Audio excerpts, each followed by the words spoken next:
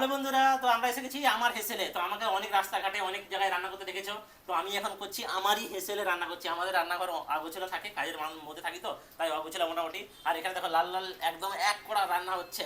তার সাথে আছে পা আর কলিজা ফলিজা সব, চামড়া ফামড়া সব দিয়ে হচ্ছে। আর এখানে হচ্ছে ভাত আছে। আর এখানে হচ্ছে মাঠের হচ্ছে একদম ধনা পাতা আছে, দেশি ধনা পাতা, মাংস দিয়ে দিয়েছি। আর এটা হচ্ছে কড়াই ভাজা আছে, আলু ভাজা করে ওতে দিয়ে হবে, মস্ত লাগবে একদম খেতে, হেভি টেস্টি হয়। আর তো ভাতও হয়ে গেছে। আর এটা হচ্ছে একদম সেই কালিজির মতো লাল লাল ঝাল ঝাল করে হচ্ছে আমাদের রান্না করা আছে। ঝাল ঝাল নুন নুন সব কিছু একদম দেওয়া আছে। হ্যাঁ, আমরা অ্যাকচুয়ালি ঝোল তো বেশি পছন্দ করি না, কষা কষাই হয়, কষা কষাই হবে একদম। ঠিক আছে, তো এই হচ্ছে রান্না হয়ে গেছে।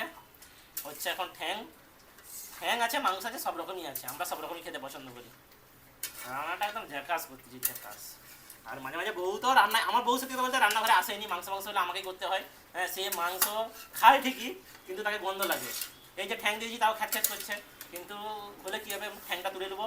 আর হচ্ছে তাকে খালি ওই এগুলো দেবো, লেগ পিসগুলো, তারপরে হচ্ছে তোমার যেগুলো মাংস মাংস থাকবে সেগুলো দেওয়া হবে। বাকি মোটামুটি মাংস খায়, বাকি রান্নাঘরে সে আসেনি।